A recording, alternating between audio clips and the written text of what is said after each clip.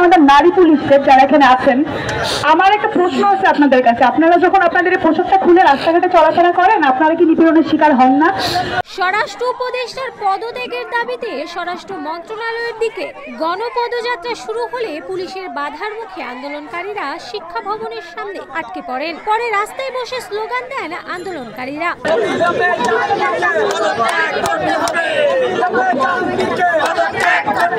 ধর্ষণ ও নিপীড়নের বিরুদ্ধে বাংলাদেশ ব্যানারে আয়োজিত এই গণপদযাত্রায় স্বরাষ্ট্র উপদেষ্টার পদত্যাগ, ধর্ষণ ও নারী নিপীড়নের বিরুদ্ধে কার্যকর ব্যবস্থা গ্রহণ, বিচারহীনতার সংস্কৃতি বন্ধ সহ বিভিন্ন দাবিতে আন্দোলনকারীরা মাঠে নামেন।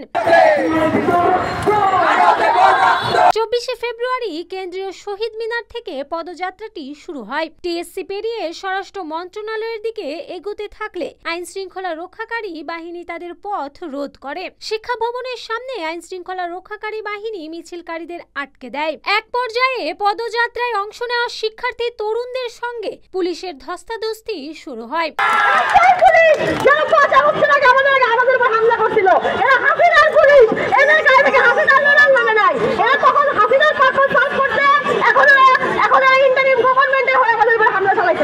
সমাবেশে শিক্ষার্থীরা বিভিন্ন প্রতিবাদী স্লোগান দেন। তারা পোস্টার প্লেকার্ডে পাহাড় থেকে সমতল সকল ধর্ষণের বিচার চায়।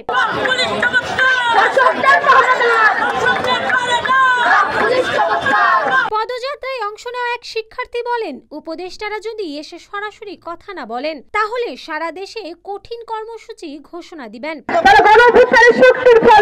তাই যদি হয়ে থাকে তাহলে আধা ঘন্টার মধ্যে তারা বাইরে আসবেন, সরাসরি আমাদের সাথে কথা বলবেন। আর যদি তা না হয়, আমরা এই আধা ঘন্টা পর এখান থেকে সারা দেশে কঠোর থেকে কঠোরতর কর্মসূচি ঘোষণা দেবো আজকে।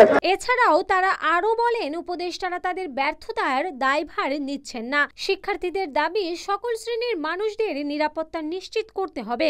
তাহলে কাম দায় এইসব শোনায় আমাদের কোনো লাভ নাই। আপনারা আমাদেরকে এই শোনানো বন্ধ করেন যে কে করছে না করছে, এই ধরনের কথাবার্তা আমরা শুনতে চাই না। আমরা সরাসরি শুনতে চাই যে আপনারা কি করতে পারবেন আমাদের নিরাপত্তার জন্য।